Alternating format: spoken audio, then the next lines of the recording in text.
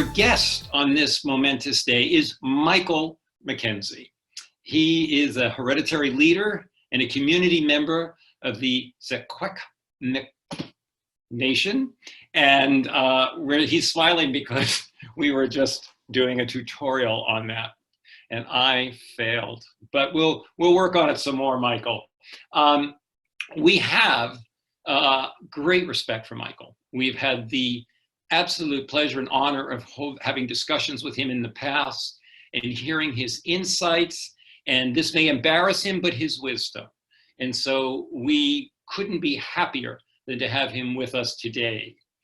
And one of the key issues that is facing all of us in the climate emergency is the issue of indigenous sovereignty.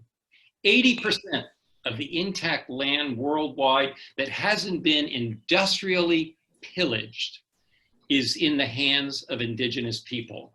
They are the land defenders of the first order. They are stewards of the land, and they are working to preserve the territories that, as we see right here in British Columbia, are subject to the insatiable appetites of the fossil fuel industry. Micheal McKenzie has a particularly interesting position in this because his nation is staring right down the barrel of the Trans Mountain Pipeline, TMX. And in the past 72 hours, what we have seen worldwide is the absolute collapse of oil prices. And Micheal, that has to have some reverberations for land defenders like yourself, who are, it would appear, to be well ahead of the curve in trying to stop that pipeline. What do you make of this crash? Well, with everything that's going on in the world right now, I think that the biggest thing Indigenous peoples are facing is a change that we've known has been coming for a very long time. And as Indigenous peoples who have been facing, obviously people have not been respecting our process for consent, our Indigenous Secwépemc laws, and many other nations' laws as well, if you look around the world. And now you see this collapse of this oil pricing, and it's kind of like looking at the penny, right? When they took the penny out of circulation, because it was costing money to produce it and it wasn't serving us a purpose. And I think we're going to see the same thing with the Trans Mountain Pipeline. I think that it's really important that we recognize that the same thing just happened to Tech Mine. The whole application and process is just stopped and halted because it's a no-go. And something that I know more importantly than anything is that we need to protect the air and the land and the water for the next 7 generations to come. And we need to be able to look at the entire lifespan of something and the land, and not just looking at, well, really, they justify it on profit, and now we know that it's worthless. So what are we looking at now? So. It's interesting too, Micheal, because you had an interesting insight actually before oil prices collapsed. You were in ceremony several years ago, right? When you first had something strike you. And I found this a fascinating story, and I wish you would share it. Yeah, in 2014, while I was in Ottawa, I was doing ceremony, and at the exact same time I was traveling the country as the national youth representative. I had a lot of work on the go. I was doing different committees, but I went into ceremony around the same time that Grand Chief Stuart Phillip was on Burnaby Mountain, and they were coming across the injunction line. And what ended up happening in my ceremony, I had this vision of being in the community center. In our community, we have a church right in the very middle of our community on some grass. And I had this vision. I was on this grass, but there wasn't a church there. It was a community center. And I walked towards it, and as all I could see was kids, and they were running all around me, and something told me that this was kids from our future. And I walked into that community center, and this oil, this crude oil, had filled up all of my lungs and my body, and I couldn't breathe. And it was, I could taste the oil and the gasoline inside of my system, and I could taste it. It was like it was suffocating me inside of all of my organs. And I couldn't understand it, and I started to cough, and it was coming out onto my hands, and it was just oil. And I actually had a really bad voice the next day. Like, my throat was really rough the next day. And that was the same day that everything was happening on Burnaby Mountain. And then again, just a month ago, and I was in ceremony, and I had this, again, this understanding came to me that if oil was completely worthless, and if oil was completely, had no worth whatsoever, there would be no projects. There would be this, you know, to try and save the land, the air, and the water in my nation would actually be so much more easier. And I don't know if I saw it coming or if I just understood the way things were going. But I really think that that was powerful for me, because now 40 days later, oil has crashed completely, and we're seeing that they're going to have to make a decision, and it has nothing to do with any single one of us. You know, everybody has a financial advisor, and they're going to have to come to a decision, and that decision is going to be something similar, in my opinion, to the rejection of Tech Mine. But I also think that it's quite possible that they might still try to push this project through anyway.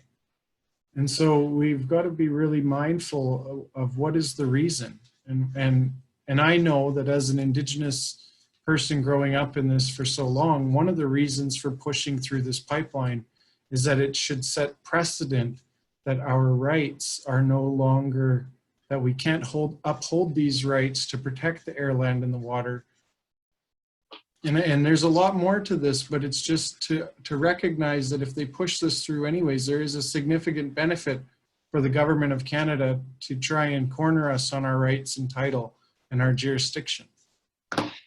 Now, the concern that you allude to here is a very profound one, because we're looking at what momentum could mean in the case of the TMX. I mean, there's a lot of momentum. There's been pipe laid. There's been hundreds of millions of dollars spent.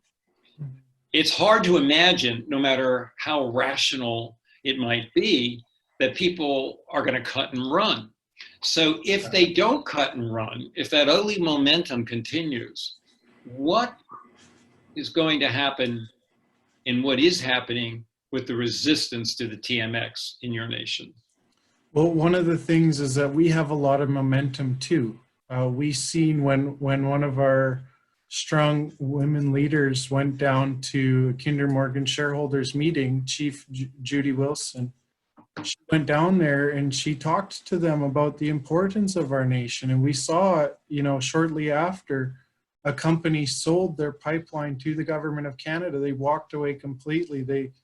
I think they really understood the impacts. And when the court case killed it the first time, it was a complete, that was a moment in our history where it shifted from Harper's legacy to Trudeau's legacy.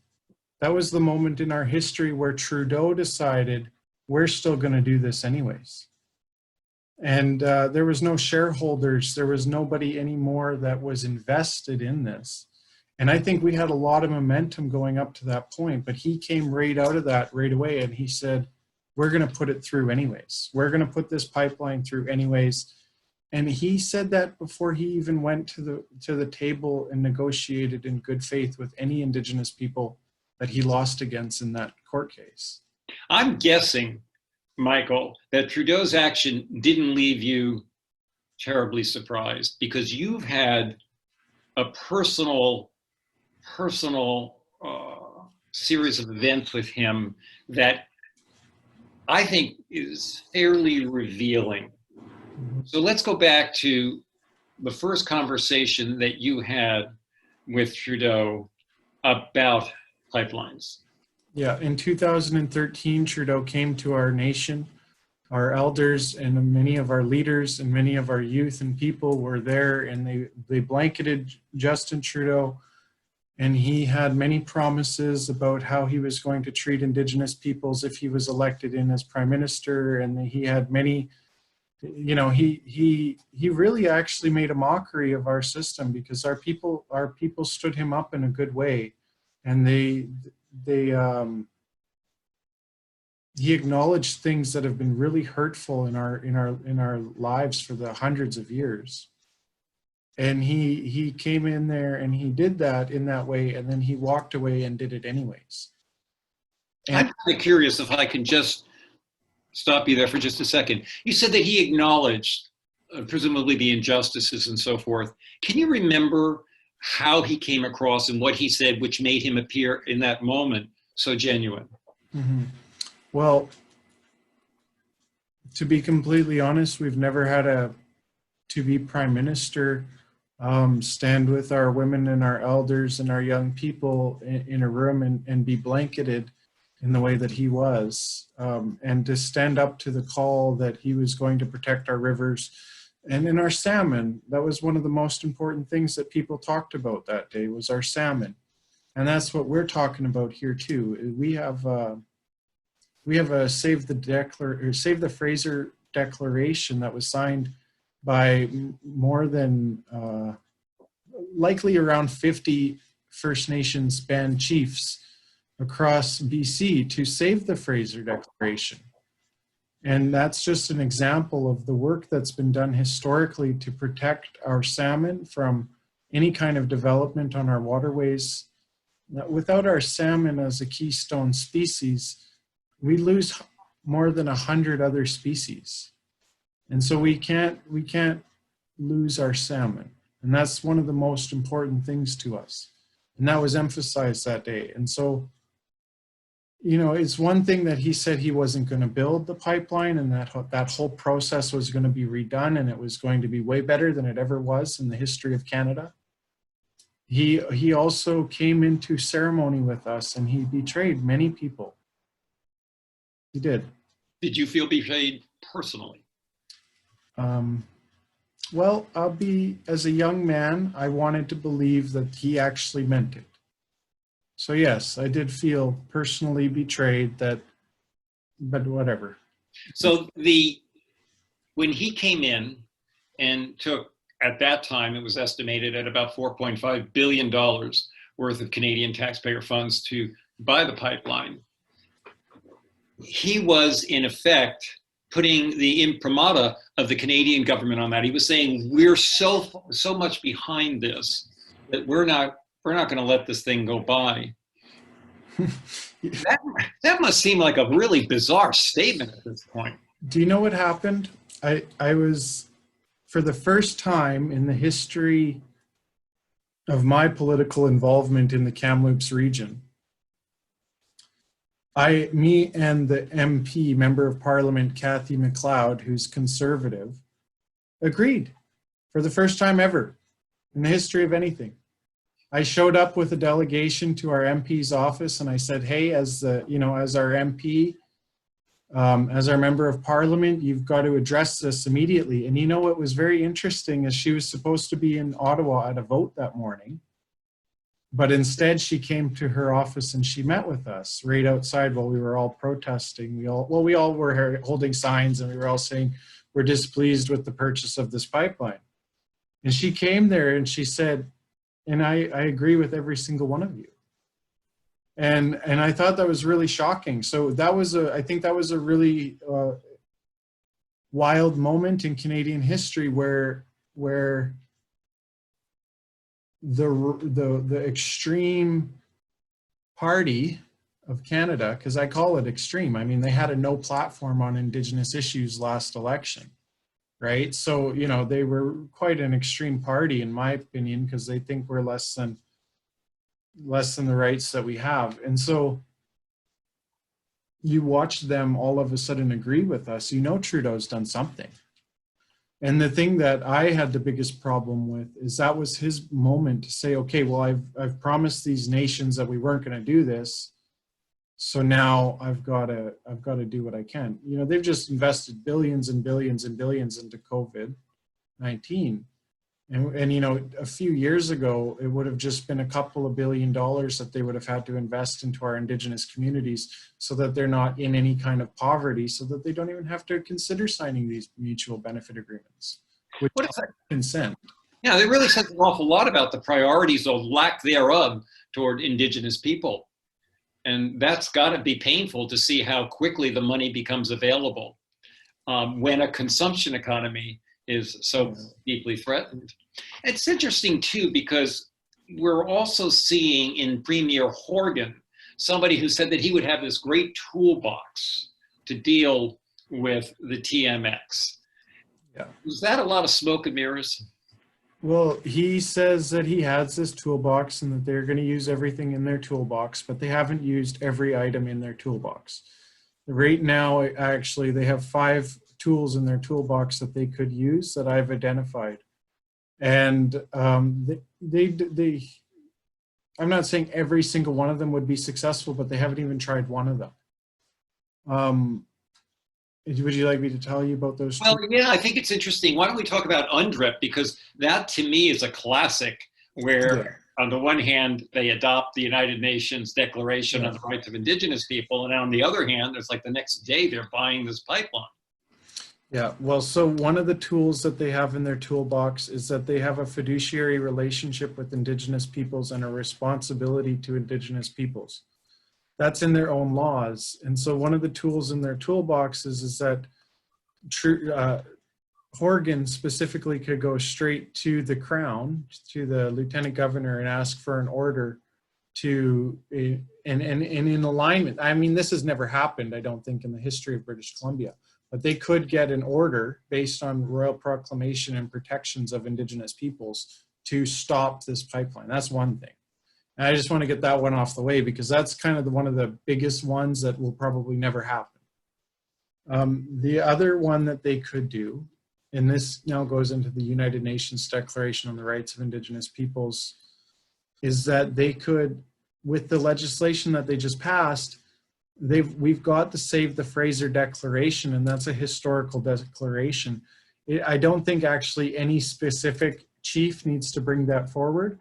I think that anybody can bring that declaration forward now and say that this is elected leadership from Indigenous communities across BC giving no consent to any tar sands pipeline that crosses the Fraser River watershed. And so that's a real tool in their toolbox right now, and they don't do that. And so that tool is, to me, the most realistic because it starts a conversation around the protection of our waters and around our salmon and around very key, vital pieces of what we are as Indigenous peoples. And if we could just do that and address things in a good, like in their own system without any complications, and that would be great. But another thing is with the United Nations Declaration on the Rights of Indigenous Peoples, in 2015 and 16, I was a part of a process that reviewed the KGHM Ajax mine proposal in Kamloops. And that proposal was going to see one of the largest open pit mines in North America right at the border of Kamloops, right up inside of the grasslands, which is it's a very important part of our territory, and it's very sacred to us because of the fish and all the birds and all the medicines that grow in that area. And so what we ended up having to do as a community is we had to try and fight a company. And I in part led the team of community engagement and political engagement with a group of other professionals. And what we did was we created a panel hearing where we got all the family heads together, and all the family heads sat together, they reviewed all of the information, and then they deliberated and they rejected the mine. The mine was rejected completely. It was a Polish-owned company, and they left British Columbia altogether. And that, in my opinion, that set a lot of precedents as to how we handle with things on a small scale in our nation. By no means is it on a large scale. One of the things in our nation is that everybody is a collective, there's collective title. And so everybody has title and everybody's proper title holders, and it falls onto everybody. But one of the things about that is that we, in the area that we were in, we had the ability to protect that area as caretakers, as what we would call yahmitma. And there's a few other words and translations of that word, but it means that we're caretakers of the land. And so we did that in our authority as caretakers of the land as families. And one of the things we knew is that we couldn't necessarily give consent on behalf of the entire nation, but if it was to be protected, we could take that, we could withhold that consent. And so we went through the entire free, prior, and informed consent process. And then what ended up happening was the United Nations Declaration on the Rights of Indigenous Peoples was grounded also throughout that entire process. And this was actually before the United Nations Declaration on the Rights of Indigenous Peoples legislation came out last November. So technically speaking, we did this before legislation even existed, and we were respected and we were recognized for our decision, and we were able to say no. We said no to Ajax Mine and yes to a healthy environment. This is another tool in the government's toolbox, and they sent a Polish company walking because we said no. And I know that in their decision, they tried to downplay the Indigenous piece, but the BC Environmental Assessment Office will always stand beside the fact that there was a significant impact on Indigenous rights and title in that area, specifically on the people who did their vision quests and the people who collected medicines there, and the fact that it's only 1% of the grasslands left in the province. And so there was a lot of that, and that was one of the biggest tools, I think. UNDRIP, we're at a point where that should have been the process for Trans Mountain, and Trans Mountain did not go through that process. And I want to just note for people who have joined us that if you have questions that you would like to bring to Micheal McKenzie, please do so through chat. Regina Klein will be handling those, and we'll get to those later in this session. It's interesting when we look at this toolbox, because another tool in that box are the work camps, commonly called the man camps. And we're not seeing those closed down at this point, despite the intersection of the climate crisis and the coronavirus crisis. Yeah. That come right together in those camps. Why do you think that those camps were considered an essential service? Well, I think it's really important to recognize that Indigenous peoples aren't considered essential. And so that's one of the things that I guess we've had that conversation already. I've recognized that very much is, what is it that, why is it? And here's a really good example. Kamloops City Councilor said, hey, we don't want to work camps in our city right now because you're putting all the transient workers into hotels and you're putting all those people into our city. And that's not what we want right now. So immediately they moved them out. They shut down Kamloops operations for the next couple of months, and they've put them up in Clearwater to start construction right away. That tells me that the people, not just Indigenous peoples, but the people of Clearwater in that area doesn't matter. And that, I don't understand why they can justify that this is an essential service when the reality is, so there's two things. One thing is that Indigenous peoples are working in those camps. So if someone brings it into those camps, those people bring it back into our communities. But then also the people that are just in those camps altogether are moving it around in our communities if it's there. And we just saw the oil sands and the LNG terminals, in two different cases, they have outbreaks in just the past few weeks. So it's quite, this one is surprising. This is one of the five in the toolbox, is that they should just be able to put a public health order out immediately and shut down those work camps until they can be absolutely certain. Someone asked Dr. Bonnie Henry on the phone, what is it that, you know, why are these camps still operating? And she couldn't answer the question clearly. Her end response was, I can't go into all of these construction sites, and I can't be there at all these different sites to know what's happening and whether or not they're practicing social distancing. And then we've seen the government of British Columbia signed an order through the minister that the liability on COVID and essential services, there's going to be no liability. So this is, in my opinion, I'm not saying that the government is trying to attack us, but by default, they could wipe us out. And that is a problem. If the virus is there running rampant through British Columbia communities, which they're saying we're doing pretty good in BC, but it's there and we're seeing the numbers. And why is the government not using this? This is their system. This is the way that they collect data. This is the way that they do business. So they're not doing this seriously based on their own system. And we are seeing COVID infections in these work camps, are we not? I've seen these articles now across, I can only go based on the media, Sure. but I have seen these articles now across Canada about not just the work camps, but construction sites and a few different areas. And the biggest problem that I have is actually, you know, here's a good example. Some of the security for some of the hired security on Trans Mountain Pipeline are Indigenous elders. So are they working right now? I don't know. But they're very susceptible. Yeah. Our Indigenous peoples are on those lines. Everybody's out there. The biggest problem that they're telling us with this COVID is that you can't detect it for a certain amount of days. So, you know, this doesn't make it safe. I think that this puts us to a point where if you can't detect it for a certain amount of days, potentially, then your whole work camp could have infected the entire community before you even know. Michael, it seems to me this would be a really good time if we have Matriarch Patricia White and Matriarch Minnie Kanoris with us to bring them into the conversation because they live in these communities too. How's that sound?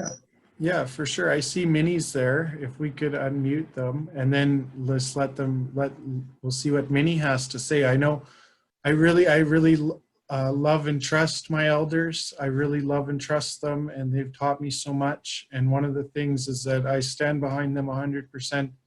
They taught me that it's so important to protect the land and the air and the water. So yeah, Minnie and Patricia are two of my strongest points. And I really appreciate all the work that they do. So if they could be unmuted there. There you go. You're gonna unmute us. You're gonna be able to talk, Minnie. Yeah, all right. Yeah, there you go. I'm gonna unmute. Oh. Okay. Okay. Hello there. I'd like to say, I'm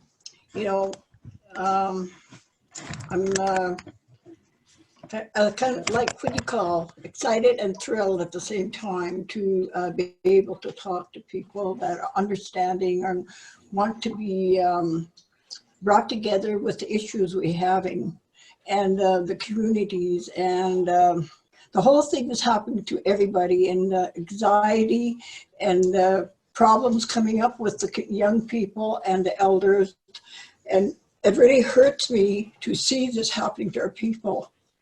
And especially, we had these things happening before, like flus and sicknesses that happened before. But now, on top of it all, the government, I think the government is one of our risk sicknesses we have. And they're the ones who want control. They're the ones who want to kill us. They're the ones who want us to bow down to them. They don't want us to use our medicines. They don't want us to use our laws. They don't want us to be like, to me, I like to be a free people. I like to talk. I like to get out there and help my people. In this, they're blocking us in every way. And my daughter is one that, one of the chiefs that sat on a mountain with a pipeline, and I sat beside her. I was waiting for them. How dare you, if you touch me, I'm ready. Trudeau, I'm ready for you anytime. And at the pipeline, I spoke to him like saying that he was not worthy to wear our buckskin jacket. He wasn't. He's not worthy to get out there and prowl around the people and say he should be wearing a buckskin jacket. And if I catch him up with that jacket, I said I was going to tan his hide. And then he goes up to the countries of the Chillicothe country, riding the horses, dressed in buckskin jackets, investigating. And like, he's a trader.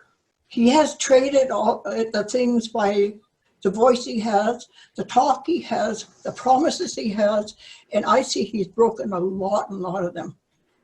He went out and did his work, but every thing that he did is he was just telling people lies, big lies, and that he has to be accountability for that, to come out now and dishing out all this money out, throwing money out like chicken feed to these people. And you know what it's doing? It's making people fight.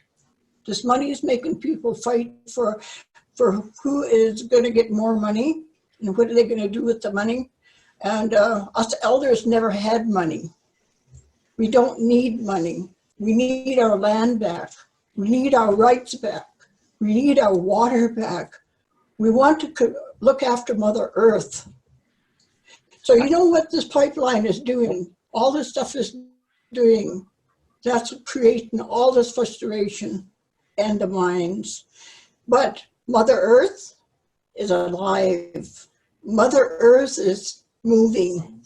Our water is moving. So that they are helping us. Mother Earth is helping us. The waters are helping us. So it don't matter how strong that pipeline is, it's going to break somewhere. It's going to shake up someplace. Something's happening because the whole world is angry. We're angry because of what they happen to be doing. And us people need all of our things. We need our plants. We need our medicines. We need our things. So to be stronger, we have to learn to talk about it now, which is in a kind of a good thing. We have to stay home in our house. We have to talk with our families. We have to strengthen our families. We have to and get our medicines. We have to get our things. I collected medicines like juniper is one of our top medicines. I have it with my family. I've sent it to Saskatoon. I sent it to Alberta. I sent it to Otsuyas. I sent it to people. This is our medicines. Our people are starting to talk about how did we cure some of the bad flus we had. Way back in I don't know when, we had this bad Spanish flu that killed our people in the Sconneff. Day after day, they were burying them. And so the elders went out and got this juniper. They cooked it, boiled it, and they got broth of the deer. They drank cup by cup, and guess what? They started living. Oh. It's a proven fact. And then somebody got online and they tried to tell me that it was toxin. That's the trick. Guess what? I said, we've been using this all the time. We use it all the time. And, it's one of our top medicines. So, reaching back into time to live off the land, to eat the things that we have on the land, our gardens. Now people are talking about planting again. People are talking about going back to the land again. And this makes me happy because this is where I live. Is on the land, and I'm teaching people how to live off that land. I have a movie that's called Living Off the Land that's going to be right out.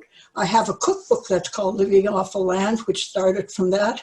And so it fits right into me, all these people coming back to the land. That makes me happy.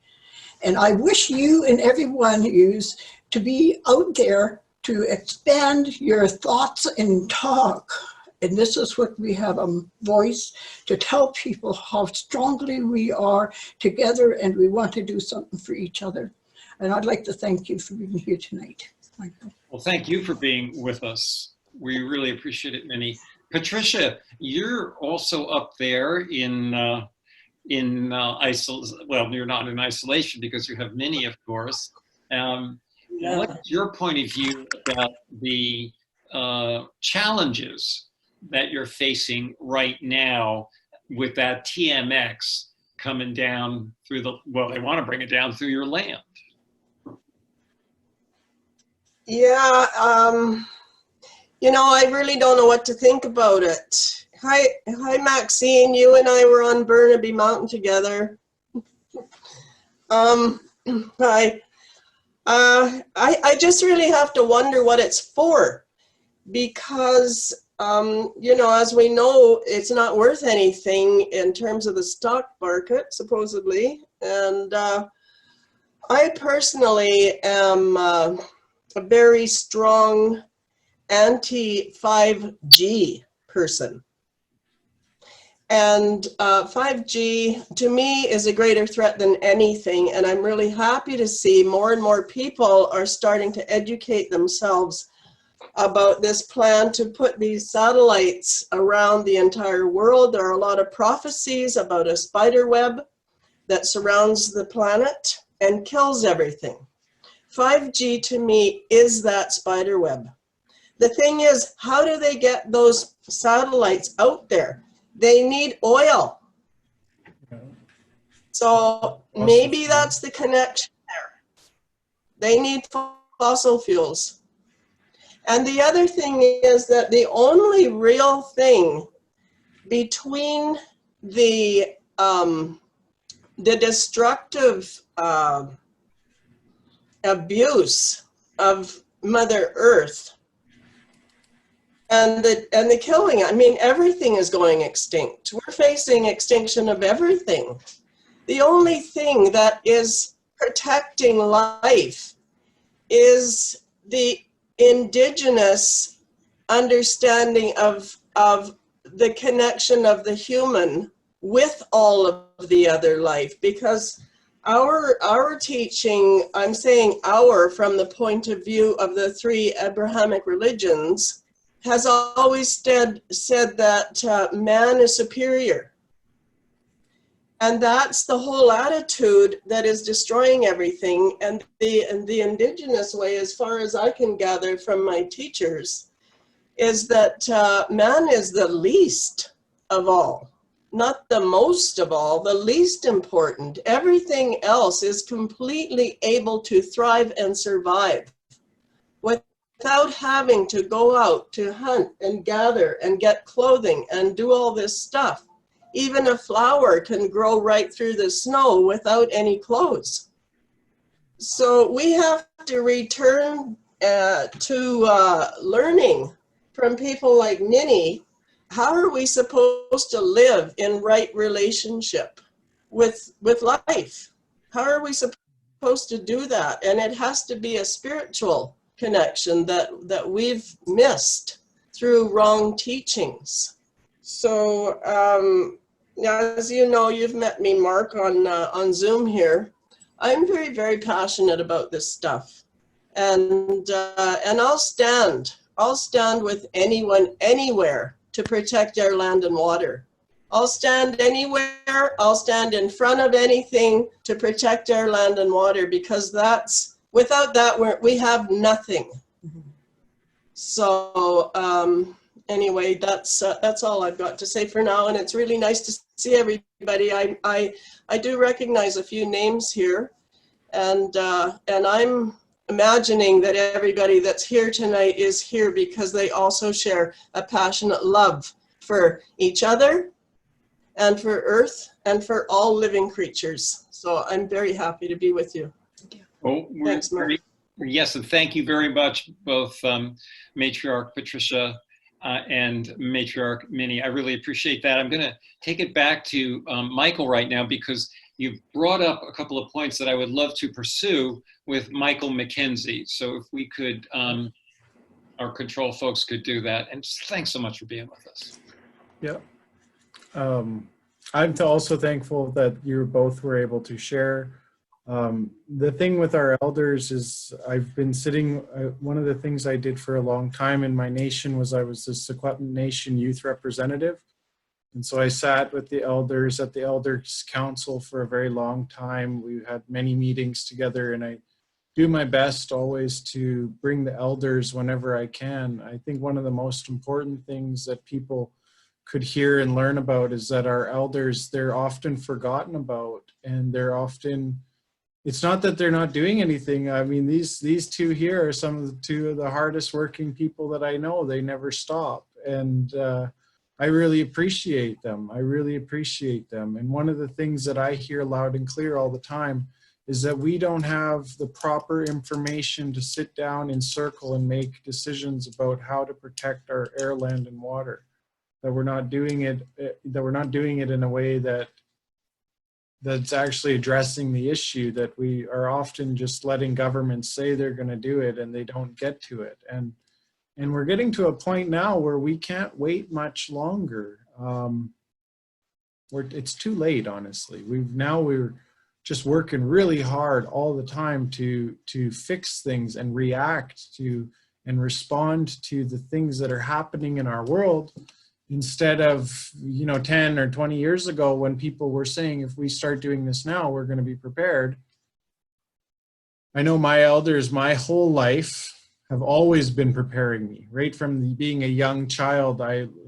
When I was a young child, my dad told me the story of ant and the grasshopper, right? So you learn from a very young age the importance of doing your work every single year so that you have a strong winter, and so that you're taken care of, and so that you can take care of your family. So there's a lot around seasons in our nation. And right now we're coming up to the gardening season, and that's what they're talking about, is a lot of people are planting and a lot of people are starting to get their gardens going, and they're hunting and they're fishing. And yeah, there's a few movements against a lot of things happening in our nation because there's not a lot of communication getting to the people. So it's a lot of being reactive and saying, what is this? And what is this? And why are you doing that? And why are you doing that? It's not, oh yeah, I heard about that. A lot of people in the cities hear about these things long before we ever hear about them. And so we face this all the time. And the pipeline actually was quite similar. TMX was, when it was approved, I remember it was approved by Trudeau publicly on television, and everybody said, oh my God, they're like, did you hear? Did you hear? And you're hearing this around community, did you hear? And that's how our people heard about the pipeline approvals. Did you hear? They're like, well, who talked to who? In most communities, they didn't have anything. And one of the leaders I look up to is Judy Wilson, Chief Judy Wilson, and that's Matriarch Minnie's daughter, and I love them very much, and I've learned a lot from them, and I trust them very much in their guidance. And one of the things Judy's been telling people is that the proper title holders have not been contacted. They have not given consent, and our laws that protect the salmon and the water are not being followed. And that's the most important thing. I think that's what makes us Indigenous nations, is our laws around protecting the air, land, and water, because that's how we survived for hundreds of years, is protecting the air, land, and water. In everything that we do, we protected the air and the land and the water, and then everything else was next, right? And I think that's where we're talking about the natural order. Humans were at the bottom. We take care of the land, we take care of it, but if we become a problem to it, that's just not our way. We're supposed to live in harmony with the land. That's how I've been raised. It's really interesting to hear those matriarchs speak, not just on this occasion, but at other times when we've been privileged to talk with them, because there's a strength there that's quite extraordinary. Mm-hmm. They're unstoppable. There's a sense of resistance when Patricia was saying, I will stand in front of anything. Yeah. I do not doubt her. I'm wondering how pervasive that sense of resistance is. Well, I know that, probably the government is quite scared that we have some very powerful women back home that aren't going to give up. I look up to these women because this is what I was taught, is to look up to the grandmothers and to listen to them when they're speaking to you. And specifically what makes them a grandmother. These two have walked a very long path. They've raised and been through a lot, and they know they have a lot of knowledge. They're knowledge keepers. They hold us together, especially in times like this.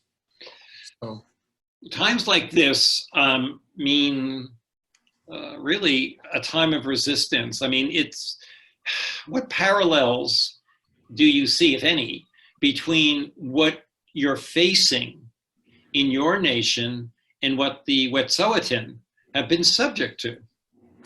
Well, the Wet'suwet'en, the only thing I'll say before I say this is that we're definitely two different nations, so we govern ourselves differently.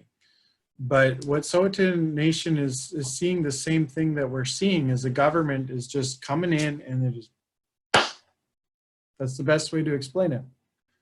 And the faster they do it, the better, because if that's in the past, then that's precedent, and that's how we're going to deal with things for the next 100 years. I'm quite concerned that, so a lot of people think because I'm Indigenous, this is why I'm fighting the pipeline. And that's not why I'm fighting the pipeline. I'm fighting the pipeline because if we don't stop the pipeline, it's not even the fact that it needs to be stopped on paper. If we don't even have our people's title respected and jurisdiction respected in this process, they never have to do it again. They'll always look back at this as how we didn't. They do it all the time. A good example is the government says that one of these nations abandoned their lands, and so they don't have rights to it. And the reality is that the people were actually, herded into reserves, and that they couldn't fight for that piece of land, right? So the lawyers will definitely talk different than the governors, which are the government. So government will say, oh, we're going to do this and we're going to do this, and we really love these people and these are the best, and da da da. But the lawyers don't talk like that. They get into court and they said they abandoned their land, they abandoned their rights, they weren't there when this happened, like they surrendered this, they gave up that, and they will fight us, and that's how they'll fight us. So for me, this is not a fight specifically about, I am against the bitumen going over our waterways. I am against the pipeline going through our communities. But I'm really against what's going to happen to our nation if they succeed at ignoring our proper title holders. He's falling back on 1950s law to do it. So this is actually a human rights abuse, because they took this land and put that pipeline in there in 1950s, and now they're looking at this land so many years later, over 50 years later, and they're saying, well, because it's the rule of law, because we own it and it's the right of way. Now, let me break it down very clearly for those of you who are listening. What Trudeau is saying is that we are falling back on 1950s law that said these people were not human beings and did not have rights in order to put through this pipeline. That's what they're saying. And I think that that's disgusting. I think that's the most disgusting thing that I have seen in all my years, and specifically from Trudeau, because he says that he's progressive, right? He's a ray of sunshine. So I'm a little bit upset about this, because this is one of the things that we're dealing with, is that we have a government that is saying, no, this is the rule of law. We own that land, and that they just need to sign a benefit agreement so they get money from the new pipeline. And what they're actually saying is that we're falling back onto laws that these people were treated less than dogs on their own land. And we know that. That's in the stories. It's out there. And we also know, my dad was born in 1955, so he went to residential school for 11 years, and then he got sober after a 5-year drinking binge. He was a bull rider, and then he moved on and he became a leader in our community and knowledge keeper. And now he's, for the past 45 years, been elected on council and a medicine man, knowledge keeper, and he's a spear fisherman. And he teaches the people how to spearfish on the river. And he has this knowledge. He's one of the last knowledge keepers of this tradition in our nation. Not very many people know how to do this. And he's sitting on council in my community, and he's the one who's supposed to protect our air, land, and water. He's the one who's holds that kind of what they would call a portfolio, I guess. He takes care of culture. He takes care of the land. He's protecting the spiritual and ceremonial integrity of our community. And they ignored him when they signed their benefit agreement last year. So my community was actually in the case the first time when we beat Kinder Morgan and shut it down. But then last year, about halfway through the year, my community all of a sudden signed a benefit agreement. I called my dad. I said, "What's going on?" And he said, "Oh, nothing. Everything's good." I said, "Well, but it's been signed. Why did you guys sign it?" He said, "But we didn't sign it." I said, "No, you did. It's on the press release, and the chief is quoted as saying that you guys signed it." And he just had some not nice words to say. He was really upset because they did this behind his back.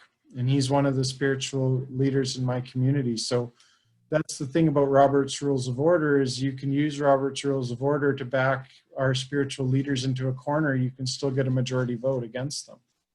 And so a lot of our communities are actually in a situation where they just about have only 1 or 2 knowledge keepers on their councils.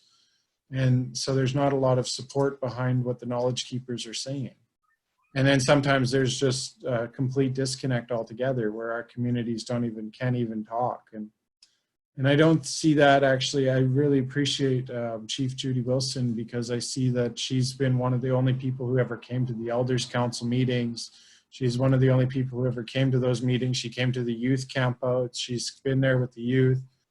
I've seen her many times on my journeys. She's always been very supportive, and she's one of the only leaders that we have in our nation right now who's upholding our actual laws that protect the air, land, and water.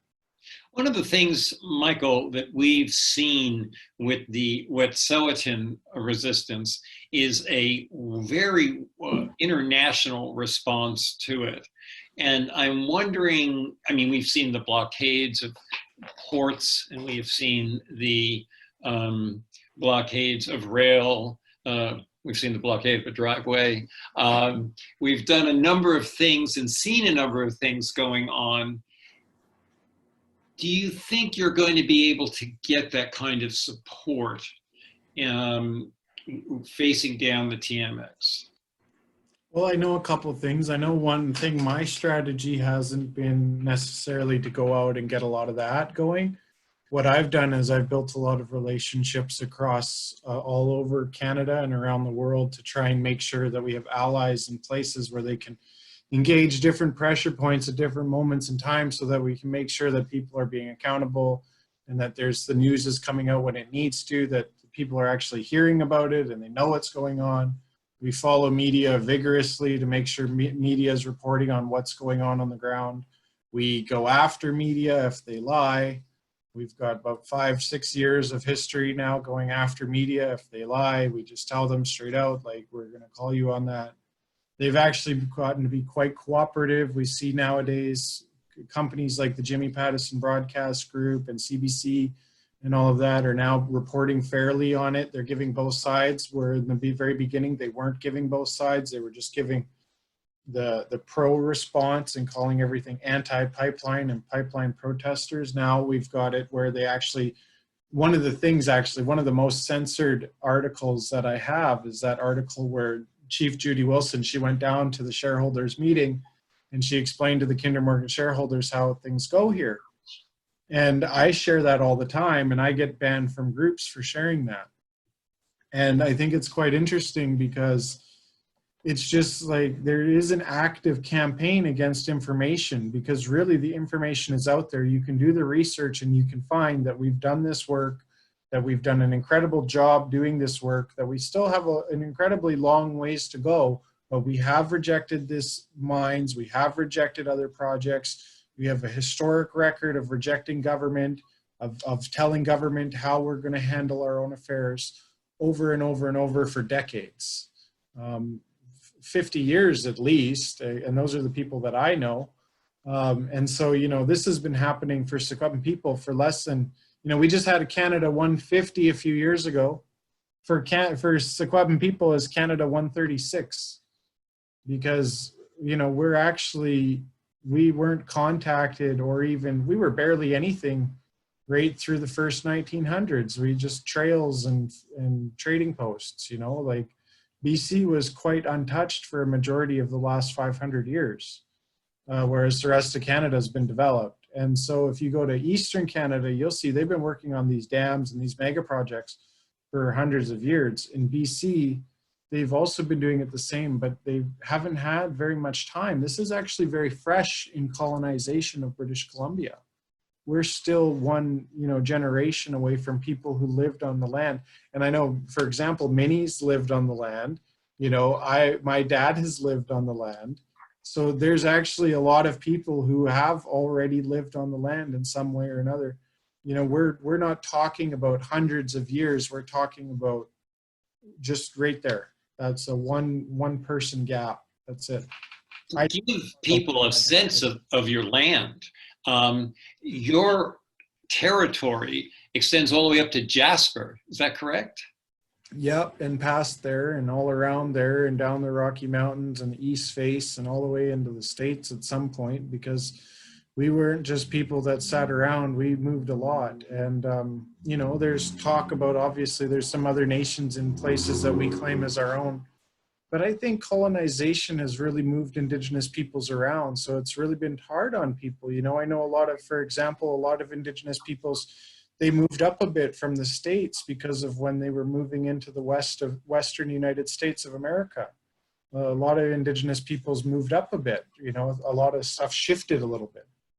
But our nation's massive. It goes all the way from the Cascades to the Rockies and all the way from near Chilcotin territory and all the way down into the States. And we share territory with many nations. And we were surrounded by powerful nations. So, another important thing people need to recognize and remember is that the government, no matter which government, never would have ever been able to come in and explore our nations without our help. So Indigenous peoples actually helped people come into our nations.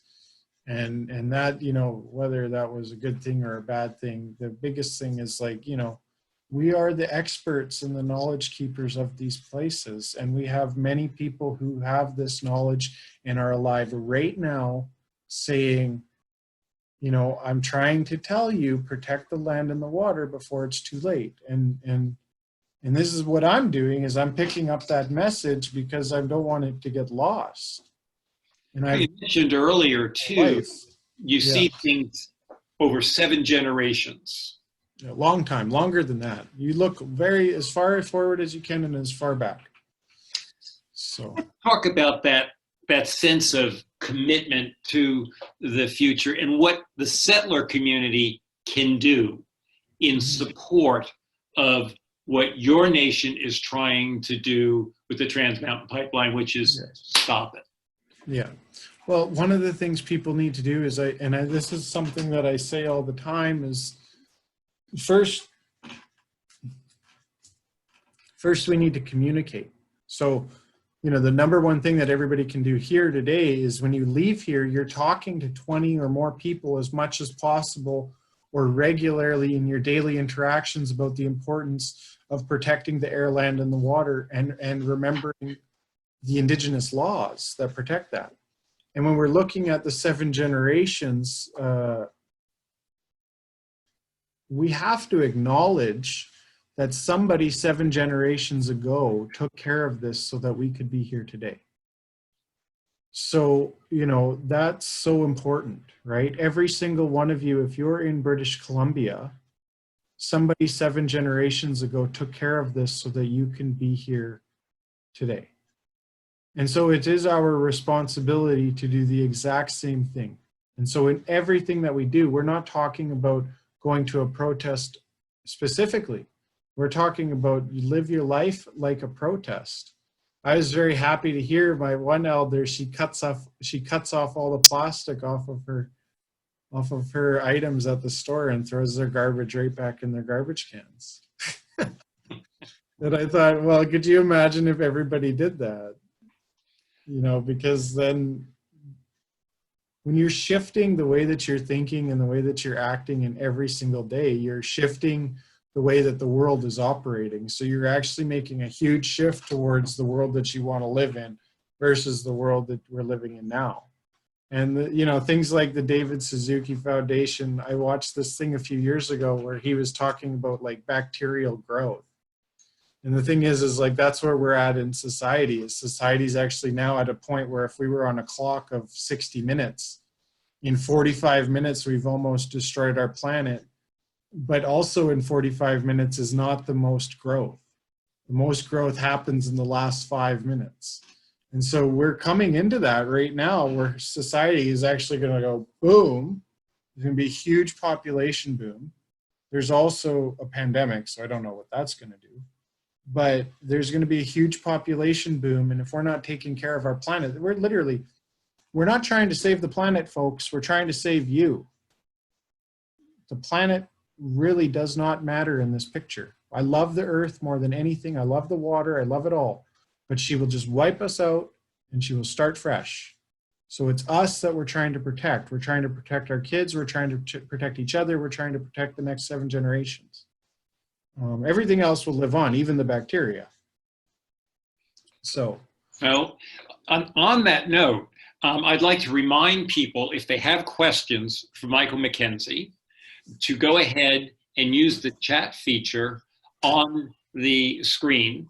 We mentioned that earlier, but I want to check in with Regina Klein right now to see whether there are any questions that have come in at this point, Regina, that you would like to pass along.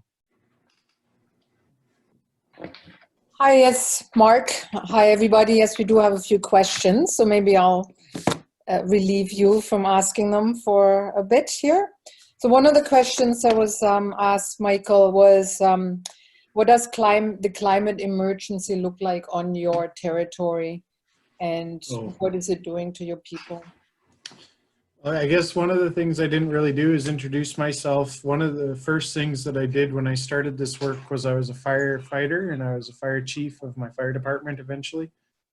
And I taught firefighters and I took them out search and rescue, and I did structural firefighting and forest firefighting.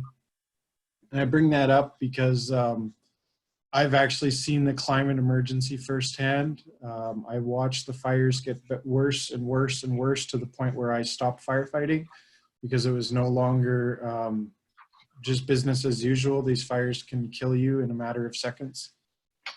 And it changed also to the point where I was also one of the emergency planners in my community. So we were trying to do emergency planning and we couldn't get any emergency planning going. It's really incredibly difficult to move things forward on reserve when you're fighting over money. We don't have very much money for our fire department when I started. So my budget was $30,000 a year. And I was trying to lift off a fire department, you know, maintenance the fire truck, teach the firefighters, and provide an emergency plan. And there's no capacity to do that whatsoever. We had a 20-year-old fire truck, so the first thing I needed to do is get a new fire truck. I had to train the firefighters for 5 consecutive years so that they could be eligible for an Indigenous Services fire truck paid for by the government. And that's the kind of work we have to do. We don't even have the money for that kind of thing. And so when I was seeing the climate get worse and worse and worse, it was in,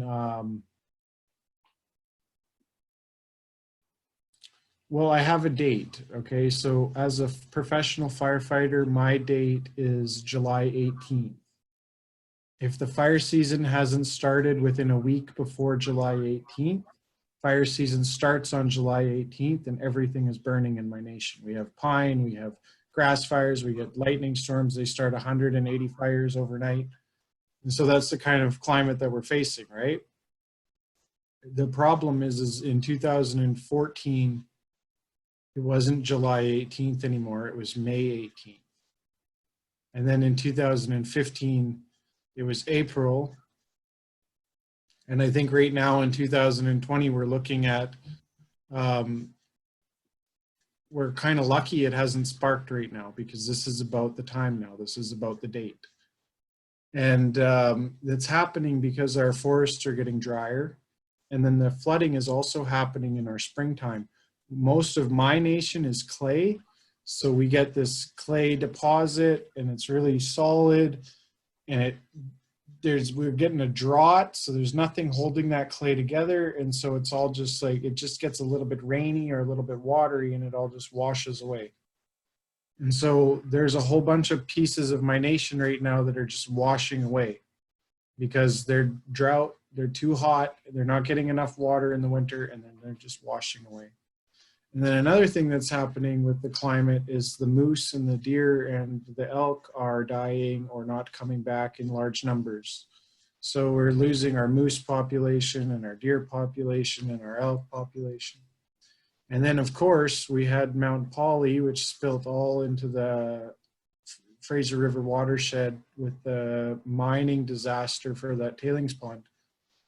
And the reality with that, and you know, they're not going to say that it caused a big problem there. It's actually quite a big cover-up, in my opinion, by the government to try and say that this is not any specific person's fault and that there's nothing we could do. Mount Polly, it affected our fish within 4 years of that happening, within 4 years of that mine going, or that wastewater going into our waterways. Our fish populations went from, they were already declining, but they were just gone completely. And now we're just looking at very few fish coming back. Like last year, there was almost nothing. And actually we're seeing an abundance of fish going over to Russia and into those areas. And I'm quite certain that these fish are very smart. They're very intelligent. And they know that whatever's happening here in these waters is not necessarily safe for them.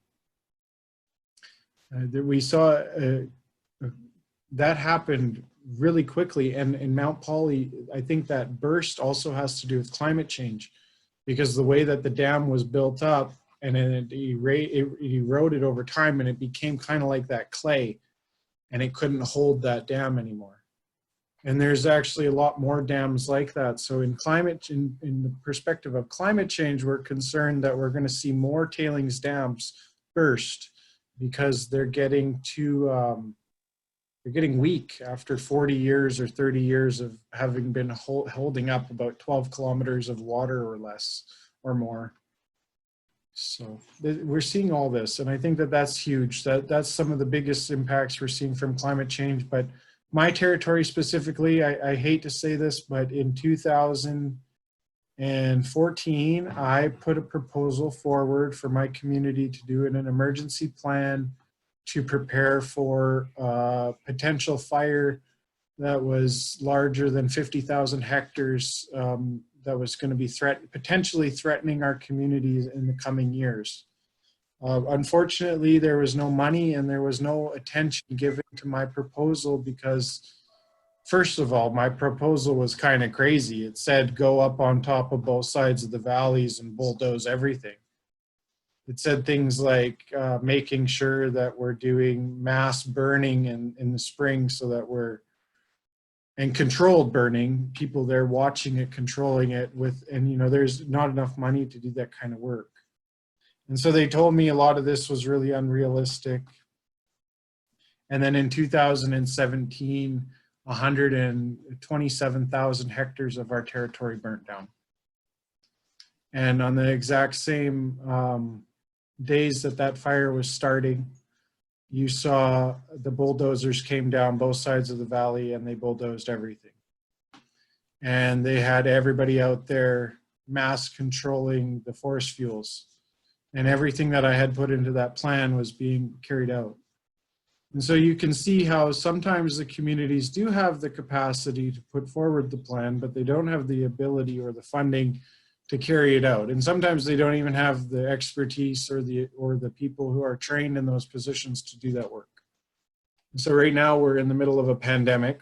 I guarantee that in my nation, our resources are completely stretched as far as they can go.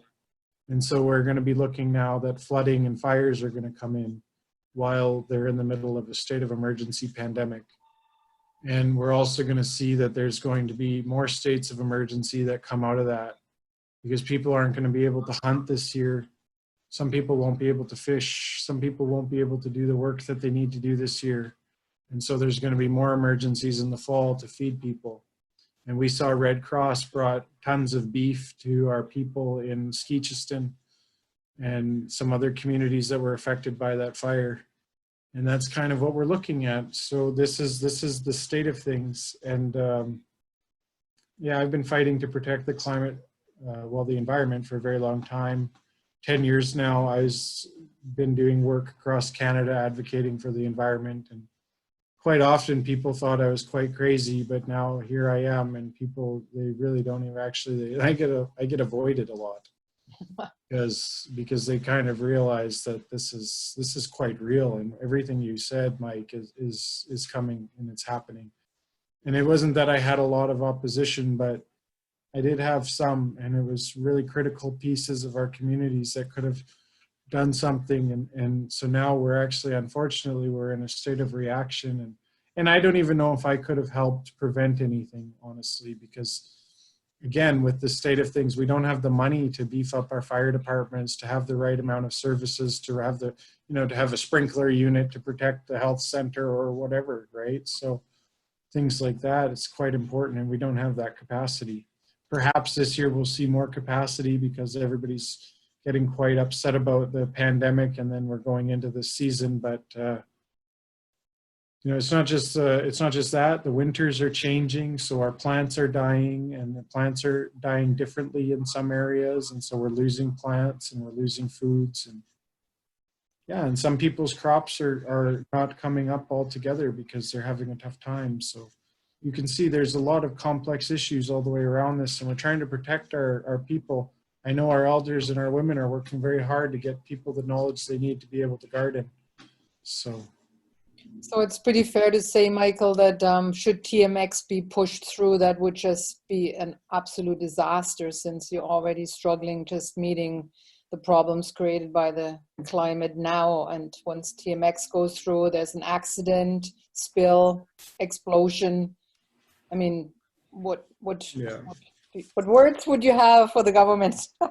Well, I was at the oil pipeline spill for Kinder Morgan at the end of May in 2018. There was a pipeline spill up in Darfield. We were right there on the ground. We were trying to monitor and see what was happening. We wanted to see with our own eyes exactly what was happening.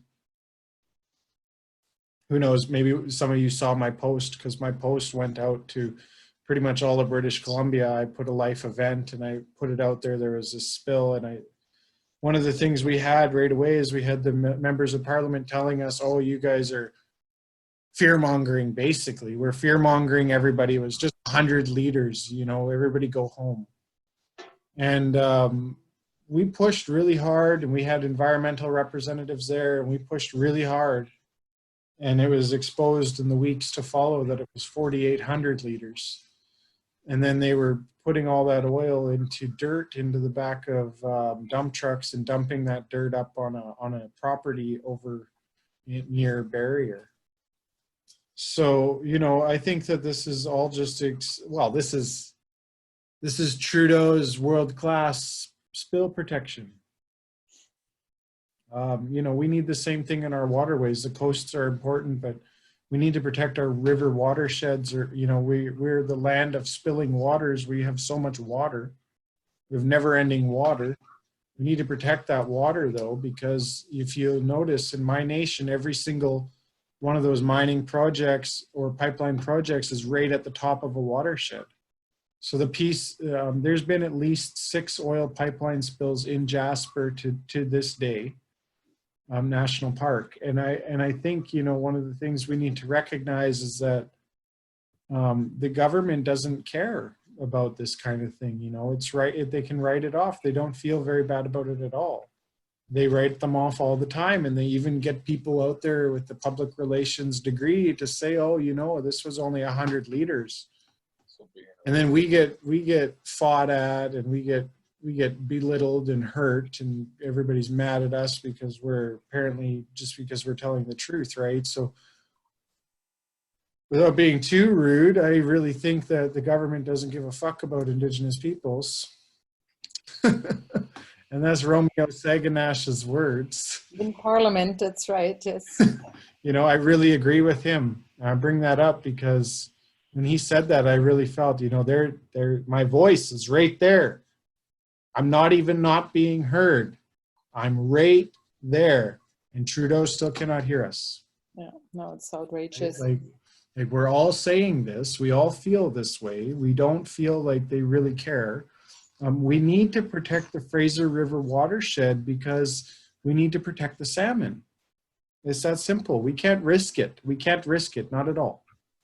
So we really gotta be prepared to protect the salmon, and that's the number one thing. And my dad's traditional name is Shini, and that means the salmon, the humpback fish. And he's a spear fisherman, and he's been raised on that river, and I've been raised by him, and that's all we're trying to do is protect the river, protect the mountains. So,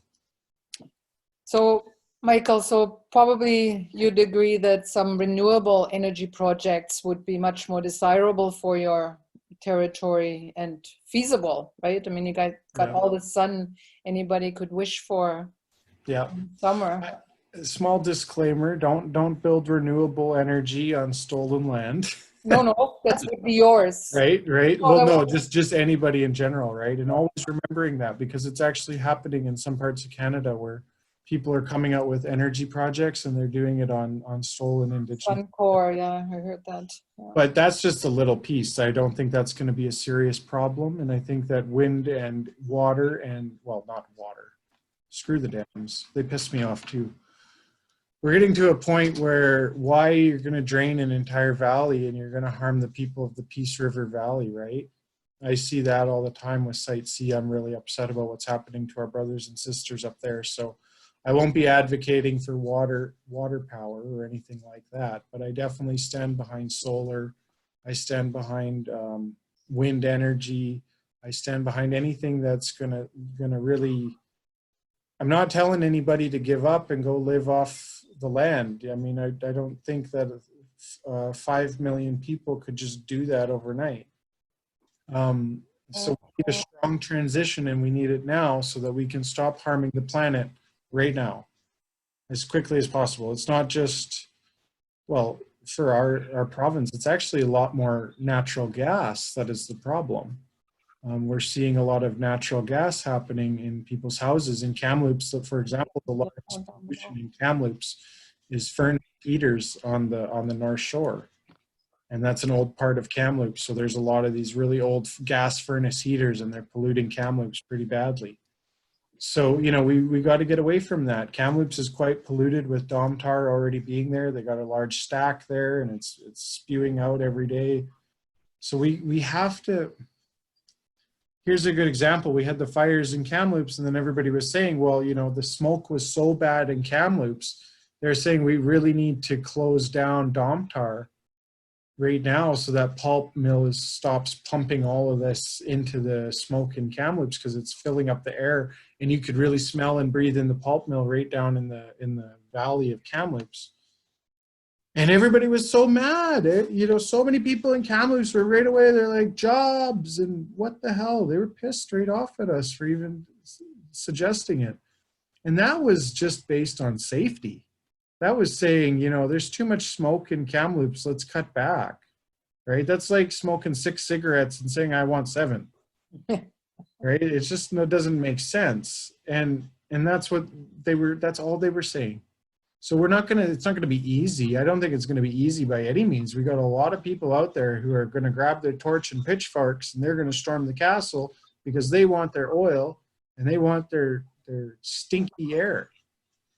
So, you know, but what we're doing and what I've been doing, my strategy has been doing, is building relationships, communicating with people, learning how to grow our gardens, learning that information, figuring out where I want to be in the next 25 years. How am I decolonizing myself? How am I decolonizing my conversations? How am I talking better with the people that are around me? How am I acknowledging women more? How am I acknowledging elders more?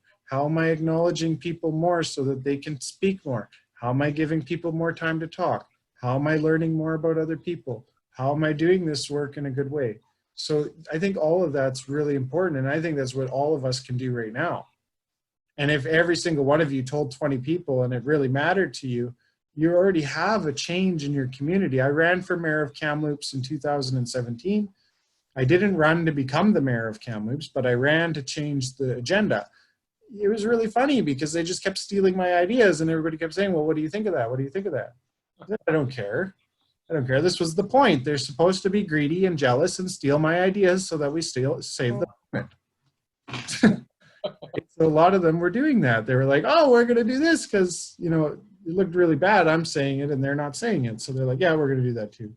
And we saw a huge change in Kamloops just because 10 people started talking and thinking differently.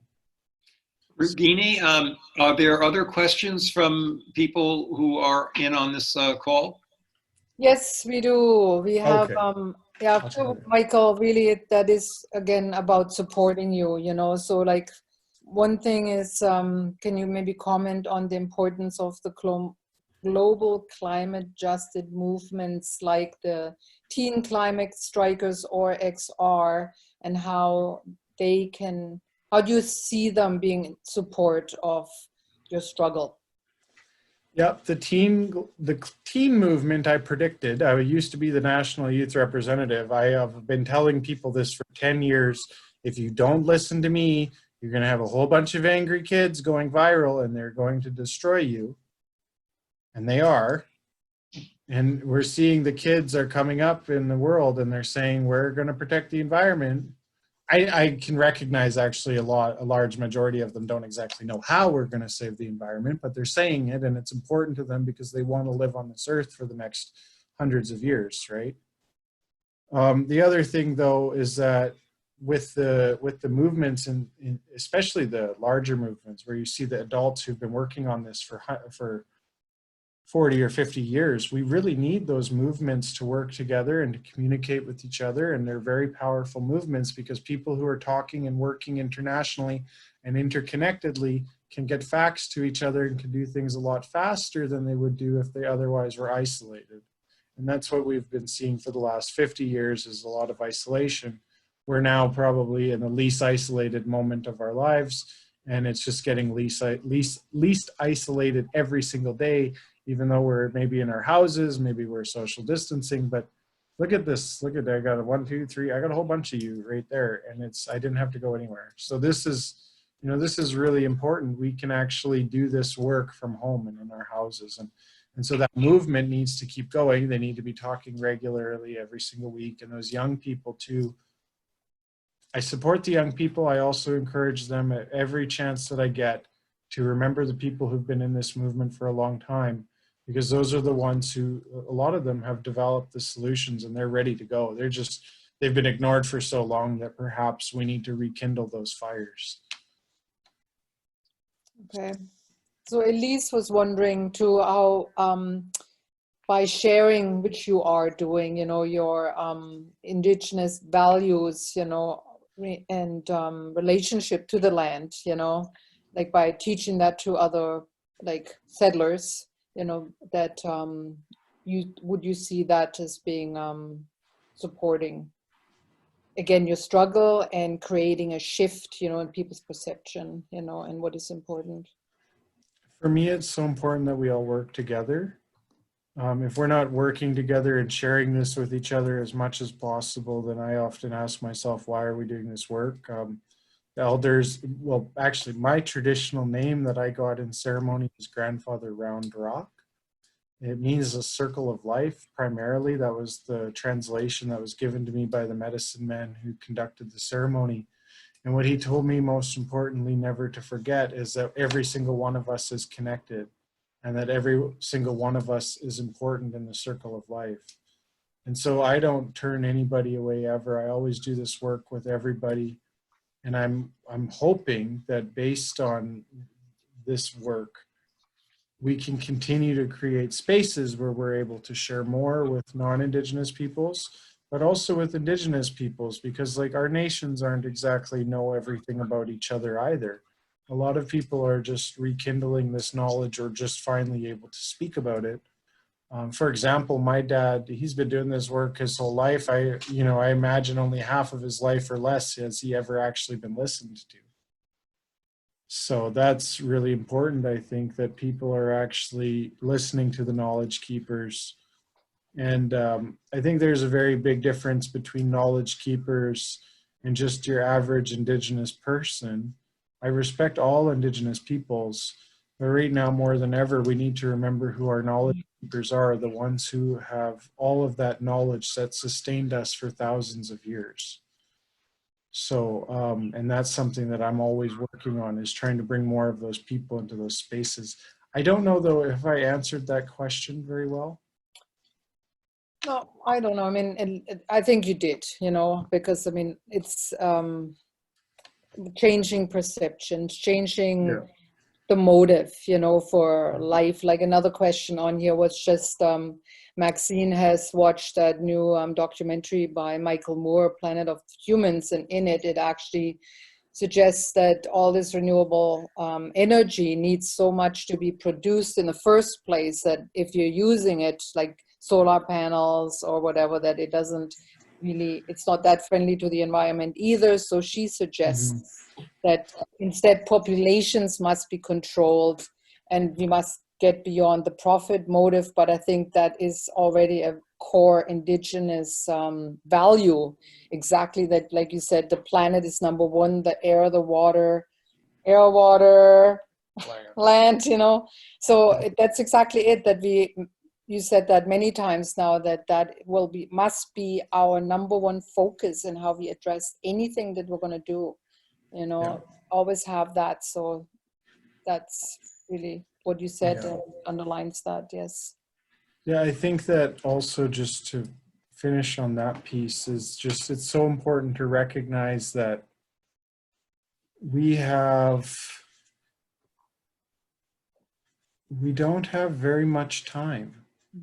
We have this one of the things, this is actually my biggest concern with the pandemic, is that this was the year that we were supposed to get our stuff together, right? And this was the year that we were supposed to have policy in place in time if we're actually going to figure it out before it's too late, right? So I'm a little bit concerned about where governments are headed. I don't know if this big break of pollution is going to help us at all, but I'm a little bit worried about where governments are headed, because this was the time that we were supposed to figure this out. So for me, and I guess maybe this is important, if anybody wants to know what I'm doing, I'm looking for how can I get back with my hands in the dirt and, growing food and making sure I'm hunting and gathering, and how can I, within 5 years, have myself in a place that I'm extremely happy, and actually even less. I would like within a year to do that, to be able to have a garden again and to have all those things. And I guess the reason I'm saying that is because we also have to look past the government. We don't have to say the government has the answer. We have to look at what we can do now in every moment. So with this, I don't think that the earth is capable of handling as many people that are on it with the way that we're doing things. I just don't. I also don't think that if we keep doing things the way that we're doing, that we're going to last. I think it will happen very fast. The earth will go into complete chaos, and most of our populations will perish, because the earth can't, like the human population doesn't have the capacity to respond to that many disasters at once. Right? And so what I'm saying always is that we've always just got to be moving then towards all of these things in every conversation that we're having. So write letters to your MPs, write letters to your Supreme Court justices, write letters to your deputy premiers, your privy council clerks, your media correspondents.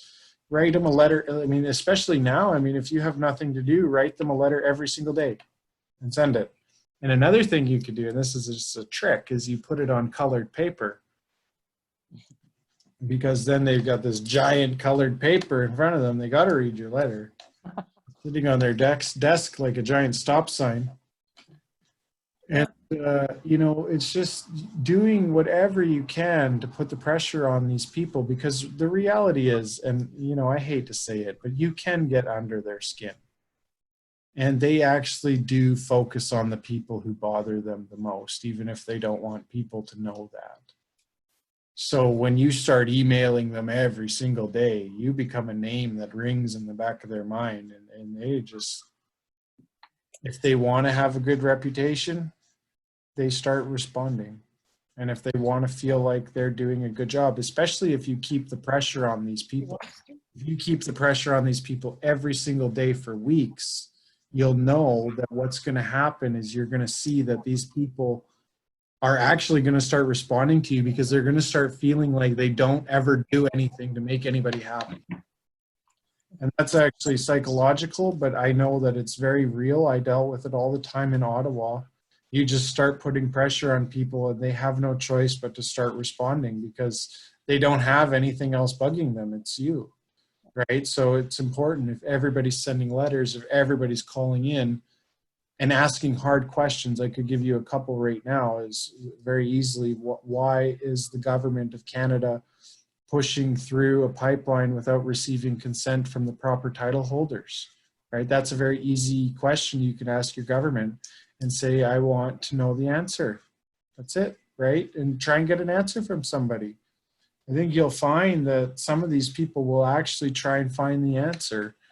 You'll actually find an ally in this because what's happening is complete corruption and the rule of law is being completely disregarded. The rule of law is actually in favor of Indigenous peoples.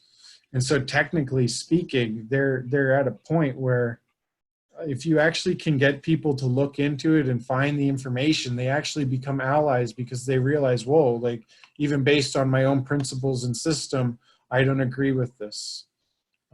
They say, you know, even if I'm for the pipeline, I don't agree with how you did this, right? Or like my MP said, you know, like she said to me, she said, Mike, you know, we don't agree at all about the pipeline, but I absolutely now agree with you that he shouldn't have bought it and that he shouldn't be expanding it after now that he's bought it. And that was a huge win, right? And so you start to find allies in little pieces. And I think that's a huge part. I've been building relationships throughout the years.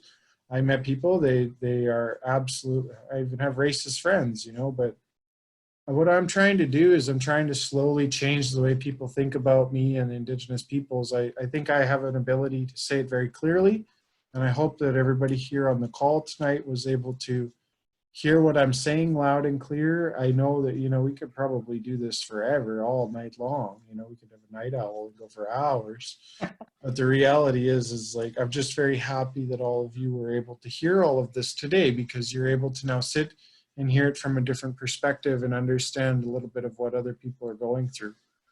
So, Michael, I think that it's been a really, really good opportunity for all of us to hear what you've had to say. And Virginia, I really appreciate you pulling those questions in from the audience as well. And I want to thank you. I think we should probably let you go. We've been going at it for quite a while. It doesn't seem like that because you've packed a lot of information into it. And I'd also like to thank Matriarch Patricia and Matriarch Minnie for coming and sharing their thoughts and so forth, because that was important. That strength really comes through. So I'd like to ask people who are here, if you didn't get a question in, please provide it to us at xrvi.earth and we will pass it along.